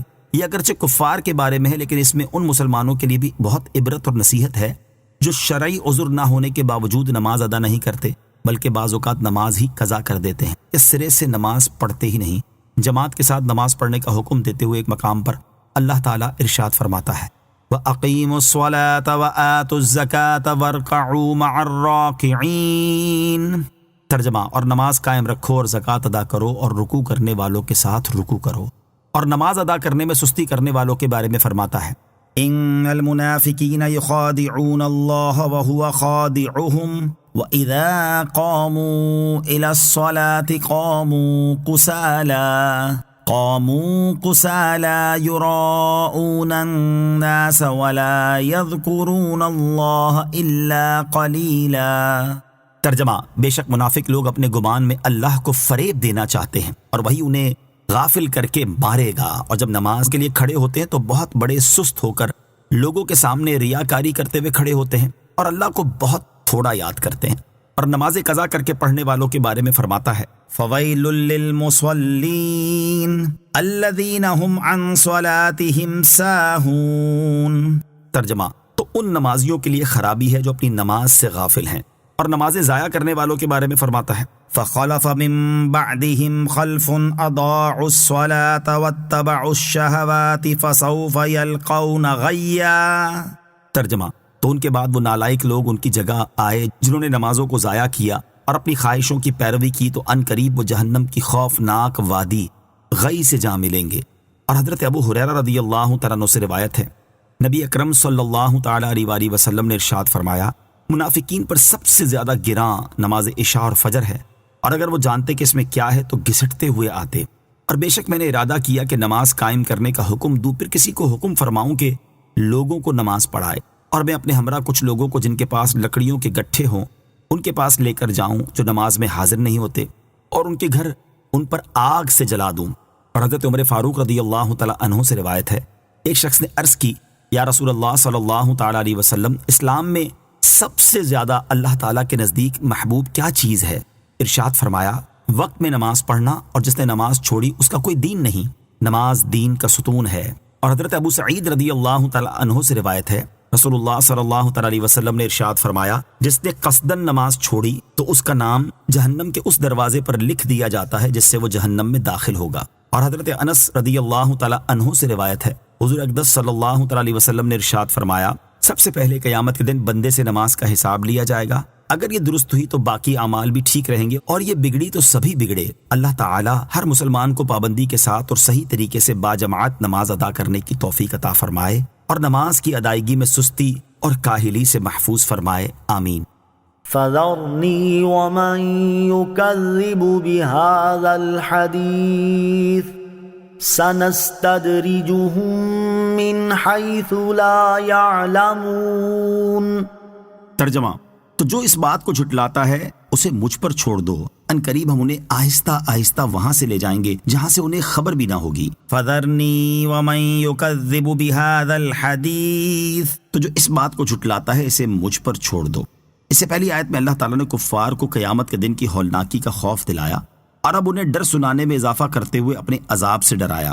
اور اپنے حبیب صلی اللہ تعالیٰ علیہ وسلم کو تسلی دیتے ہوئے ارشاد فرمایا کہ اے پیارے حبیب صلی اللہ تعالیٰ علیہ وسلم، جب آخرت میں کفار کا حال یہ ہوگا تو جو اس قرآن مجید کو جھٹلاتا ہے اس کے معاملے کو مجھ پر چھوڑ دیں، میں اسے سزا دوں گا، اور آپ اس کے معاملے میں اپنے دل کو رنجیدہ نہ کریں۔ قریب ہے کہ ہم کفار کو آہستہ آہستہ اپنے عذاب کی طرف وہاں سے لے جائیں گے جہاں سے انہیں خبر بھی نہ ہوگی کہ گناہوں اور نافرمانیوں کے باوجود انہیں صحت اور رزق سب کچھ ملتا رہے گا، اور وہ اللہ تعالیٰ کے رزق کو گناہوں میں زیادتی کا ذریعہ بنا لیں گے، اور ہم انہیں استغفار اور توبہ کرنا بھلا دیں گے۔ یوں رفتہ رفتہ عذاب ان کے قریب ہوتا جائے گا۔ نافرمانیوں کے باوجود نعمتیں ملنا اللہ تعالیٰ کی خفیہ تدبیر بھی ہو سکتی ہے۔ اس سے معلوم ہوا کہ نافرمانیوں کے باوجود دنیا کی نعمتیں ملتی رہنا بلکہ ان میں مزید اضافہ ہونا اللہ تعالیٰ کے فضل کی بجائے اس کی کوئی خفیہ تدبیر بھی ہو سکتی ہے۔ ایک اور مقام پر اللہ تعالیٰ ارشاد فرماتا ہے فَلَمَّا نَسُوا مَا ذُكِّرُوا بِهِ فَتَحْنَا عَلَيْهِمْ أَبْوَابَ كُلِّ شَيْءٍ حَتَّى إِذَا فَرِحُوا بِمَا أُوتُوا أَخَذْنَاهُمْ بَغْتَةً فَإِذَا هُمْ مُبْلِسُونَ۔ ترجمہ، پھر جب انہوں نے ان نصیحتوں کو بھلا دیا جو انہیں کی گئی تھی تو ہم نے ان پر ہر چیز کے دروازے کھول دیے، یہاں تک کہ جب وہ اس پر خوش ہو گئے جو انہیں دی گئی تو ہم نے اچانک انہیں پکڑ لیا، بس اب وہ مایوس ہیں۔ اور حضرت عقبہ بن عامر رضی اللہ تعالیٰ عنہ سے روایت ہے، حضور اقدس صلی اللہ تعالیٰ علیہ وآلہ وسلم نے ارشاد فرمایا، جب تم یہ دیکھو کہ بندے کے گناہوں پر قائم ہونے کے باوجود اللہ تعالیٰ اسے اس کی پسند کی دنیاوی نعمتیں عطا کر رہا ہے تو جان لو کہ اس کے حق میں اللہ تعالیٰ کی طرف سے استدراج یعنی خفیہ تدبیر ہے۔ لہٰذا ہر مسلمان کو چاہیے کہ اسے جب بھی کوئی نعمت ملے تو اس پر اللہ تعالیٰ کا شکر ادا کرے، اور اگر اس سے کوئی گناہ سرزد ہو جائے تو توبہ و استغفار کرنے میں دیر نہ کرے۔ وَأُمْلِي لَهُمْ إِنَّ كَيْدِي مَتِينٌ۔ ترجمہ، اور میں انہیں ڈھیل دوں گا، بے شک میری خفیہ تدبیر بہت پکی ہے۔ وَأُمْلِي لَهُمْ، اور میں انہیں ڈھیل دوں گا۔ اس آیت کی ایک تفسیر یہ ہے کہ میں ان کفار کو ان کی موت آنے تک ڈھیل دوں گا، اس لیے انہیں جلد سزا نہیں دوں گا، بے شک میرا عذاب بہت سخت ہے۔ دوسری تفسیر یہ ہے کہ میں ان کفار کو لمبی عمر عطا کر کے اور ان کی موت میں تاخیر کر کے انہیں ڈھیل دوں گا تاکہ وہ اور گناہ کر لیں، لیکن وہ لوگ سمجھ رہے ہوں گے کہ ان کی عمر لمبی ہونا ان کے حق میں بہتر ہے۔ بے شک میری خفیہ تدبیر بہت پکی ہے۔ کافروں کو لمبی عمر ملنے کی حقیقت اور مسلمانوں کے لیے نصیحت۔ کافروں کو لمبی عمر ملنے اور مہلت دیے جانے کے بارے میں ایک اور مقام پر اللہ تعالیٰ ارشاد فرماتا ہے وَلَا يَحْسَبَنَّ الَّذِينَ كَفَرُوا أَنَّمَا نُمْلِي لَهُمْ خَيْرٌ لِأَنفُسِهِمْ إِنَّمَا نُمْلِي لَهُمْ لِيَزْدَادُوا إِثْمًا وَلَهُمْ عَذَابٌ مُهِينٌ۔ ترجمہ، اور کافر ہرگز یہ گمان نہ رکھیں کہ ہم انہیں جو مہلت دے رہے ہیں یہ ان کے لیے بہتر ہے، ہم تو صرف اس لیے انہیں مہلت دے رہے ہیں کہ ان کے گناہ اور زیادہ ہو جائیں اور ان کے لیے ذلت کا عذاب ہے۔ اور ارشاد فرماتا ہے وَالَّذِينَ كَذَّبُوا بِآيَاتِنَا سَنَسْتَدْرِجُهُم مِّنْ حَيْثُ لَا يَعْلَمُونَ وَأُمْلِي لَهُمْ إِنَّ كَيْدِي مَتِينٌ۔ ترجمہ، اور جنہوں نے ہماری آیتوں کو جھٹلایا تو عنقریب ہم انہیں آہستہ آہستہ عذاب کی طرف لے جائیں گے جہاں سے انہیں خبر بھی نہ ہوگی، اور میں انہیں ڈھیل دوں گا، بے شک میری خفیہ تدبیر بہت مضبوط ہے۔ اور ارشاد فرماتا ہے قُلْ هَلْ نُنَبِّئُكُمْ بِالْأَخْسَرِينَ أَعْمَالًا الَّذِينَ ضَلَّ سَعْيُهُمْ فِي الْحَيَاةِ الدُّنْيَا وَهُمْ يَحْسَبُونَ أَنَّهُمْ يُحْسِنُونَ صُنْعًا۔ ترجمہ، تم فرماؤ کیا ہم تمہیں بتا دیں کہ سب سے زیادہ ناقص عمل والے کون ہیں؟ وہ لوگ جن کی ساری کوشش دنیا کی زندگی میں برباد ہو گئی، حالانکہ وہ یہ گمان کر رہے ہیں کہ وہ اچھا کام کر رہے ہیں۔ ان آیات کو سامنے رکھتے ہوئے ہر مسلمان کو چاہیے کہ وہ اللہ تعالیٰ کی خفیہ تدبیر سے ڈرتا رہے، گناہوں پر اللہ تعالیٰ کی گرفت، اپنے نیک اعمال ضائع ہو جانے اور برا خاتمہ ہونے پر خوف زدہ رہے۔ اللہ تعالیٰ اپنی خفیہ تدبیر سے متعلق ارشاد فرماتا ہے أَفَأَمِنَ أَهْلُ الْقُرَىٰ أَن يَأْتِيَهُمْ بَأْسُنَا بَيَاتًا وَهُمْ نَائِمُونَ أَوَأَمِنَ أَهْلُ الْقُرَىٰ أَن يَأْتِيَهُمْ بَأْسُنَا ضُحًى وَهُمْ يَلْعَبُونَ أَفَأَمِنُوا مَكْرَ اللَّهِ فَلَا يَأْمَنُ مَكْرَ اللَّهِ إِلَّا الْقَوْمُ الْخَاسِرُونَ۔ کیا بستیوں والے اس بات سے بے خوف ہو گئے کہ ان پر ہمارا عذاب رات کو آئے جب وہ سو رہے ہوں؟ کیا بستیوں والے اس بات سے بے خوف ہیں کہ ان پر ہمارا عذاب دن کے وقت آ جائے جب وہ کھیل میں پڑے ہوئے ہوں؟ کیا وہ اللہ کی خفیہ تدبیر سے بے خوف ہیں؟ تو اللہ کی خفیہ تدبیر سے صرف تباہ ہونے والے لوگ ہی بے خوف ہوتے ہیں۔ اور حضرت بلال بن سعید رحمۃ اللہ تعالی فرماتے ہیں، اے لوگو، اللہ تعالیٰ سے حیا کیا کرو، اللہ تعالیٰ سے ڈرتے رہا کرو، اللہ تعالیٰ کی خفیہ تدبیر سے بے خوف نہ ہو جاؤ اور اللہ تعالیٰ کی رحمت سے مایوس نہ ہو جاؤ۔ اور امام بہقی رحمۃ اللہ تعالی فرماتے ہیں، بندے کو اللہ تعالیٰ سے اس قدر خوفزدہ نہیں ہو جانا چاہیے کہ وہ اللہ تعالیٰ کی رحمت سے ہی مایوس ہو جائے، اور بندے کو اللہ تعالیٰ سے اتنی امید بھی نہیں لگا لینی چاہیے کہ وہ اللہ تعالیٰ کی خفیہ تدبیر سے ہی بے خوف ہو جائے یا اللہ تعالیٰ کی نافرمانی کرنے پر بے باک ہو جائے۔ صحابہ کرام علیہم رضوان جیسے عظیم حضرات اللہ کریم کی خفیہ تدبیر سے بہت خوف زدہ رہا کرتے تھے۔ چنانچہ حضرت انس بن مالک رضی اللہ تعالی عنہ فرماتے ہیں میں نے ایک مرتبہ امیر المومنین حضرت عمر فاروق رضی اللہ تعالی عنہ کو سنا کہ وہ اپنے آپ کو مخاطب کر کے فرما رہے تھے واہ واہ اے عمر بن خطاب تو مسلمانوں کا امیر بن چکا ہے، خدا کی قسم تم اللہ تعالیٰ سے ڈرتے رہو ورنہ وہ تمہیں اپنے عذاب میں مبتلا کر دے گا۔ جب بارگاہ رسالت صلی اللہ تعالیٰ علیہ وسلم سے جنت کا پروانہ حاصل کر لینے والے قطعی جنتی حضرت عمر فاروق رضی اللہ تعالیٰ عنہ کا اللہ تعالیٰ کی خفیہ تدبیر سے ڈرنے کے معاملے میں یہ حال ہے تو ہم جیسے لوگوں کو خود ہی غور کر لینا چاہیے کہ ہمیں اللہ تعالیٰ کی خفیہ تدبیر سے کس قدر ڈرنا چاہیے۔ حضرت بشر حافی رحمۃ اللہ تعالی فرماتے تھے ہم نے لوگوں کو اس طرح پایا کہ ان کے اچھے اعمال پہاڑوں کی طرح ہیں لیکن اس کے باوجود وہ دھوکے میں نہیں ہیں، اور تم لوگوں کے پاس کوئی عمل نہیں اور تم دھوکے میں مبتلا ہو۔ اللہ کی قسم ہماری باتیں زاہدوں کی باتیں جیسی ہیں اور ہمارے اعمال متکبرین اور منافقین کے اعمال جیسے ہیں۔ اللہ تعالی ہمیں اپنی خفیہ تدبیر سے ہر دم خوف زدہ رہنے کی توفیق عطا فرمائے، آمین۔ ام تسألهم اجرا فهم من مغرم مثقلون۔ ترجمہ، یا کیا تم ان سے اجرت مانگتے ہو کہ وہ تاوان کے بوجھ میں دبے ہوئے ہیں؟ ام تسألهم اجرا، یا کیا تم ان سے اجرت مانگتے ہو؟ ارشاد فرمایا کہ اے پیارے حبیب صلی اللہ تعالیٰ علیہ وسلم کیا آپ رسالت کی تبلیغ پر ان سے کوئی اجرت مانگتے ہیں کہ انہیں اپنے مالوں سے وہ تاوان ادا کرنا بھاری پڑ رہا ہے اور وہ اسی تاوان کے بھاری بوجھ کے نیچے دبے ہونے کی وجہ سے ایمان نہیں لا رہے؟ اور جب ایسا بھی نہیں ہے تو پھر ایمان قبول کرنے سے اعراض کرنے کا ان کے پاس کیا عذر ہے؟ ام عندهم الغیب فهم یکتبون۔ ترجمہ، یا ان کے پاس غیب کا علم ہے کہ وہ لکھ رہے ہیں؟ ام عندهم الغیب، یا ان کے پاس غیب کا علم ہے، یعنی اے حبیب صلی اللہ تعالیٰ علیہ وسلم کیا ان کفار کے پاس لوح محفوظ ہے جس میں آئندہ ہونے والے واقعات کی خبریں ہیں اور یہ لوگ اس میں موجود باتیں لکھ رہے ہیں اور اس بنا پر آپ سے جھگڑ رہے ہیں اور یہ دعویٰ کرتے ہیں کہ وہ اپنے رب عز و جل کے ساتھ کفر کرنے کے باوجود اللہ تعالیٰ کی بارگاہ میں ایمان والوں سے اعلیٰ درجہ رکھتے ہیں؟ فاصبر لحکم ربک ولا تکن کصاحب الحوت اذ نادى وهو مكظوم۔ ترجمہ، تو تم اپنے رب کے حکم تک صبر کرو اور مچھلی والے کی طرح نہ ہونا جب اس نے اس حال میں پکارا کہ وہ بہت غمگین تھا۔ فاصبر لحکم ربک، تو تم اپنے رب کے حکم تک صبر کرو، یعنی اے حبیب صلی اللہ تعالیٰ علیہ وسلم کفار کو مہلت دینے اور ان کے خلاف آپ کی مدد کو مؤخر کرنے کے معاملے میں آپ اپنے رب عز و جل کے حکم کا انتظار کریں اور ان کی طرف سے پہنچنے والی ایذاؤں پر صبر کریں۔ ولا تکن کصاحب الحوت، اور مچھلی والے کی طرح نہ ہونا۔ اس آیت اور اس کے بعد والی دو آیات کے شان نزول کے بارے میں ایک قول یہ ہے کہ جب احد کے میدان میں تاجدار رسالت صلی اللہ تعالیٰ علیہ وسلم نے پیٹھ پھیر کر بھاگنے والے مسلمانوں کے خلاف دعا کرنے کا ارادہ فرمایا تو یہ آیات نازل ہوئیں، اور ایک قول یہ ہے کہ جب حضور اقدس صلی اللہ تعالیٰ علیہ وسلم نے ثقیف والوں کے خلاف دعا کا ارادہ فرمایا تو یہ آیات نازل ہوئیں، اور اللہ تعالیٰ نے ارشاد فرمایا کہ اے حبیب صلی اللہ تعالیٰ علیہ وسلم آپ اپنی قوم پر جلدی عذاب نازل کرنے کے معاملے میں مچھلی والے کی طرح نہ ہونا تاکہ کہیں ان کی طرح آپ بھی آزمائش میں مبتلا نہ ہو جائیں۔ اور وہ وقت یاد کریں جب اس نے اس حال میں اپنے رب عز و جل کو پکارا کہ وہ مچھلی کے پیٹ میں بہت غمگین تھا۔ یاد رہے کہ یہاں مچھلی والے سے مراد حضرت یونس علیہ السلام ہیں۔ لولا ان تدارکہ نعمت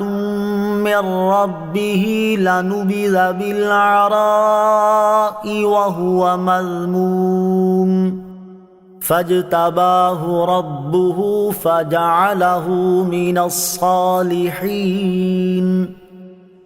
ترجمہ، اگر اس کے رب کی نعمت اسے نہ پا لیتی تو وہ ضرور چٹیل میدان میں پھینک دیا جاتا اور وہ ملامت کیا ہوا ہوتا، تو اسے اس کے رب نے چن لیا اور اپنے قرب خاص کے حقداروں میں کر لیا۔ لولا ان تدارکہ نعمت من ربہ،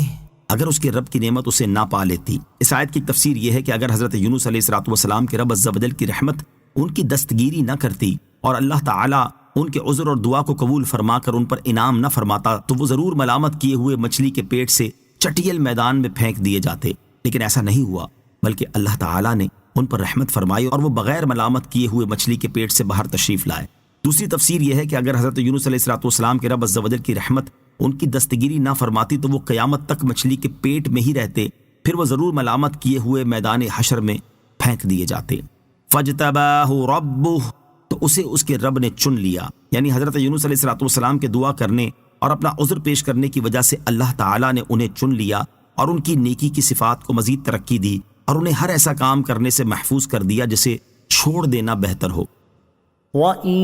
يَكَادُ الَّذِينَ كَفَرُوا لَيُزْلِقُونَكَ بِأَبْصَارِهِمْ لَمَّا سَمِعُوا الذِّكْرَ وَيَقُولُونَ إِنَّهُ لَمَجْنُونٌ وَمَا هُوَ إِلَّا ذِكْرٌ لِّلْعَالَمِينَ۔ ترجمہ: اور بے شک کافر جب قرآن سنتے ہیں تو ایسے معلوم ہوتا ہے کہ گویا اپنی آنکھوں سے نظر لگا کر تمہیں ضرور گرا دیں گے، اور وہ کہتے ہیں یہ ضرور عقل سے دور ہیں، حالانکہ وہ تو تمام جہانوں کے لیے نصیحت ہی ہیں۔ وَإِن يَكَادُ الَّذِينَ كَفَرُوا، اور بے شک ضرور کافر تو ایسے معلوم ہوتے ہیں۔ اس آیت اور اس کے بعد والی آیت کا خلاصہ یہ ہے کہ اے حبیب صلی اللہ تعالیٰ علیہ وآلہ وسلم، کافر جب قرآن سنتے ہیں اور بغض و عداوت کی نگاہوں سے آپ کو گھور گھور کر دیکھتے ہیں تو ایسے معلوم ہوتا ہے کہ گویا اپنی آنکھوں کے ساتھ نظر لگا کر تمہیں اپنی جگہ سے گرا دیں گے، اور جب آپ کو قرآن کریم پڑھتے دیکھتے ہیں تو حسد و اناد اور لوگوں کو نفرت دلانے کے لیے آپ کی شان میں کہتے ہیں یہ ضرور عقل سے دور ہیں، حالانکہ جس قرآن کی وجہ سے وہ لوگ رسول کریم علیہ الصلوۃ والسلام کی طرف جنون کی نسبت کر رہے ہیں وہ تو جنوں کے لیے بھی اور انسانوں کے لیے بھی نصیحت ہی ہے، لہٰذا وہ شخصیت مجنون کس طرح ہو سکتی ہے جو قرآن جیسی کتاب لے کر آئی ہو۔ شان نزول: منقول ہے کہ عرب میں بعض لوگ نظر لگانے میں شہرائے آفاق تھے اور ان کی حالت تھی کہ دعویٰ کر کے نظر لگاتے تھے، اور جس چیز کو انہوں نے نقصان پہنچانے کے ارادے سے دیکھا تو وہ دیکھتے ہی ہلاک ہو گئی۔ ایسے بہت سے واقعات ان کے تجربے میں آ چکے تھے، اس لیے کفار نے ان سے کہا کہ رسول کریم علیہ الصلوۃ والسلام کو نظر لگائیں، تو ان لوگوں نے حضور پرنور علیہ الصلوۃ والسلام کو بڑی تیز نگاہوں سے دیکھا اور کہا کہ ہم نے اب تک نہ ایسا آدمی دیکھا اور نہ ایسی دلیلیں دیکھیں۔ ان لوگوں کا کسی چیز کو دیکھ کر حیرت کرنا ہی ستم ہوتا تھا، لیکن ان کی یہ تمام جد و جہد ان کی طرف سے دن رات کی جانے والی دیگر سازشوں اور فریب کاریوں کی طرح بیکار گئی، اور اللہ تعالیٰ نے اپنے حبیب علیہ الصلوۃ والسلام کو ان کے شر سے محفوظ رکھا اور یہ آیت نازل ہوئی۔ نظر کی حقیقت اور نظر بد کا علاج: اس سے معلوم ہوا کہ نظر واقعی لگ جاتی ہے، احادیث میں بھی اس چیز کو بیان کیا گیا ہے، چنانچہ حضرت ابو ہریرہ رضی اللہ تعالیٰ عنہ سے روایت ہے، نبی اکرم صلی اللہ تعالیٰ علیہ وآلہ وسلم نے ارشاد فرمایا نظر کا لگ جانا درست ہے، اور حضرت عبداللہ ابن عباس رضی اللہ تعالیٰ عنہما سے روایت ہے، نبی کریم علیہ الصلوۃ والسلام نے ارشاد فرمایا نظر حق ہے، اور اگر کوئی چیز تقدیر سے سبقت لے جاتی تو وہ نظر ہوتی، اور جب تم سے آزاد دھونے کا کہا جائے تو دھو دو۔ اور حضرت جابر رضی اللہ تعالیٰ عنہ سے روایت ہے، رسول اللہ صلی اللہ تعالیٰ علیہ وسلم نے ارشاد فرمایا بے شک نظر کا اثر یہاں تک ہو جاتا ہے کہ وہ آدمی کو قبر میں داخل کر دیتی ہے اور اونٹ کو ہنڈیا میں ڈال دیتی ہے۔ زیر تفسیر آیت نظر بد کے علاج کے لیے اکسیر ہے، چنانچہ حضرت حسن رضی اللہ تعالیٰ عنہ فرماتے ہیں کہ جس کو نظر لگے اس پر یہ آیت پڑھ کر دم کر دی جائے۔ وَمَا هُوَ إِلَّا ذِكْرٌ لِّلْعَالَمِينَ، حالانکہ وہ تو تمام جہانوں کے لیے نصیحت ہی ہیں۔ اس آیت کا ایک معنی اوپر بیان ہوا کہ قرآن مجید جنوں اور انسانوں سبھی کے لیے نصیحت ہے، اور بعض مفسرین نے فرمایا کہ یہاں ہوا ضمیر کا مصداق رسول اللہ صلی اللہ تعالیٰ علیہ وسلم ہے، اور ذکر فضل و شرف کے معنی میں ہے۔ اس صورت میں اس آیت کا معنی یہ ہے کہ سید المرسلین صلی اللہ تعالیٰ علیہ وسلم تمام جہانوں کے لیے شرف ہیں، تو ان کی طرف جنون کی نسبت کس طرح کی جا سکتی ہے؟ آمنت باللہ صدق اللہ العظیم۔